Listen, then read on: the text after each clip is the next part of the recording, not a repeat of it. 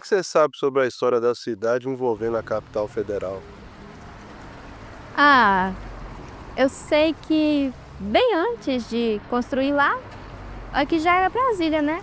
Aqui foi a primeira Brasília. E o que você acha da cidade ter que mudar de nome para ceder o nome para a capital federal? É, eu não tenho que assinar nada, né? Já mudou, mas teve mudança que foi pior. Isso aqui mesmo, disse que antes era cheio, o povo nadava e lavava roupa aí.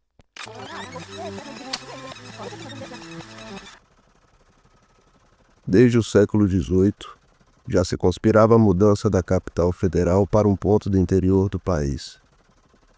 Quase 2 séculos depois, sob mandato de Juscelino Kubitschek, milhares de operários conglomeraram para construir em um deserto a nova capital federativa do Brasil. Nada impediria o plano de finalmente vingar. Meio século iria se comprimir em 5 anos. O lugar, que seria vendido como a Terra Prometida, o Éden da modernidade e do progresso, remexeu as estruturas do país e viria a afetar em particular uma cidade no sertão das Gerais. Para a gente entender esse fato que aconteceu aqui em Brasília de Minas, na construção dessa cidade, ele escolhe, né, justamente o nome Brasília. Só que aí inicia-se os problemas, porque já existia uma Brasília aqui no norte, né, a Brasília de Minas, a Brasília mais antiga. Brasília foi erguida pelas mãos de pessoas advindas do Brasil profundo. Os trabalhadores eram recrutados com o mínimo de vínculo formal, muitas vezes sem o aparato ou treinamento necessários. Mas chegavam às massas, vindos em boa parte dos sertões. Esses homens, munidos de um sol tórrido e uma ilusão inabalável de prosperar, ficaram conhecidos por candangos. Grande parte da possibilidade de Brasília ser real se deve a essas pessoas. Então ele projeta a criação, a construção da capital no Planalto Central do Brasil. E a construção dessa cidade, ela inicia em 1957, né, e tem a sua inauguração em 21 de abril de 1960, né, dia de Tiradentes, fazendo menção aí a essa ideia dos Inconfidentes. Fato é que em 1960 já se viu uma capital que podia ser vivenciada. E agora, por meio de seus ritos, ser inaugurada, ou seja, permitida. Quem não se permitiu de antemão foi a primeira Brasília, que enfrentava problemas inclusive de saneamento básico, onde um surto de esquistossomose já alçava algumas vítimas fatais. O prefeito à época, Cassiano Alves de Oliveira, solicitou um crédito de 5 milhões de cruzeiros, mas foi negado. O povo teve que encontrar soluções com suas próprias mãos.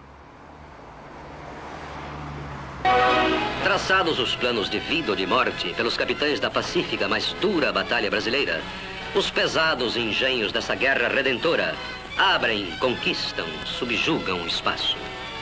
A cidade nova estende os seus braços às irmãs mais velhas.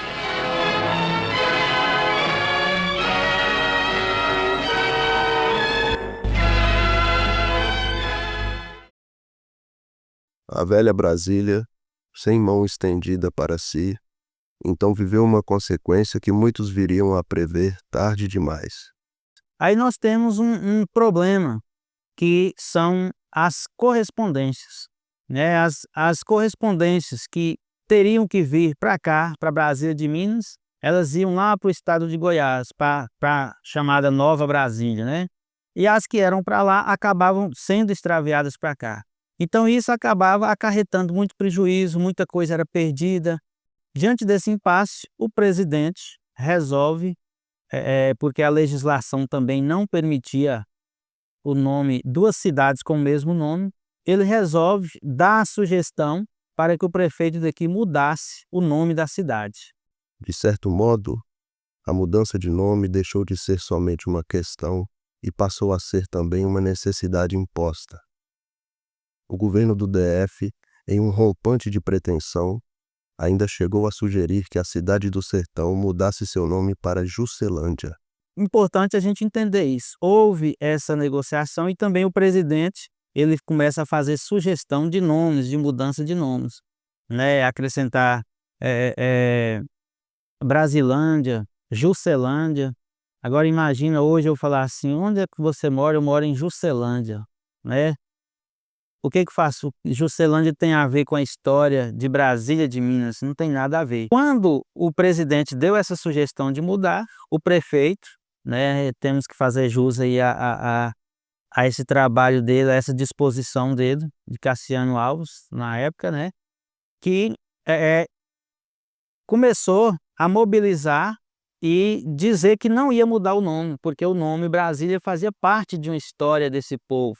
Então, significa que esse povo conhecia a sua história, tinha amor à sua região, tinha amor a esse povoado, ao desenvolvimento do povoado, ao local, e isso fez com que eles lutassem para a conservação desse nome, né, do nome de Brasília.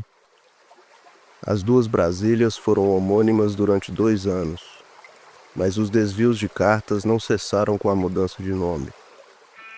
O CEP só foi criado nos anos 70, e muitas pessoas, seja por costume ou simbolismo cultural, se referiram por muito tempo à pacata cidade do norte de Minas apenas como Brasília, mesmo após a inserção do sobrenome.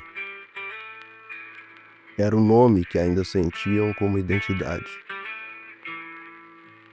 É impossível mensurar quantos relatos, declarações, notícias importantes e até mesmo dinheiro foram desviados de seus destinos. Ou quantos amores podem ter se apagado na borracha do tempo, esperando resposta. Em uma época ainda ausente das novas tecnologias digitais, onde as cartas eram o meio de comunicação principal, a cidade teve que lidar com a frustração de ter seu nome tomado enquanto vivia o transtorno de estar incomunicável, pedindo por um acordo que, mesmo assinado e documentado, jamais foi cumprido. Mesmo diante do abandono, o primeiro povo brasiliense do Brasil inventou suas formas de permanecer. Aceitou a vida e nutriu-se dela. Firmou seus ritos e tradições. E forjou sua história no cerrado do Brasil profundo.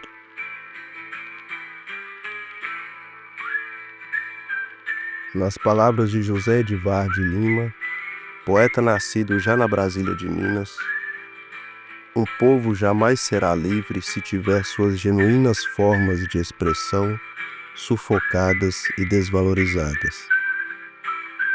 Sejamos este povo livre.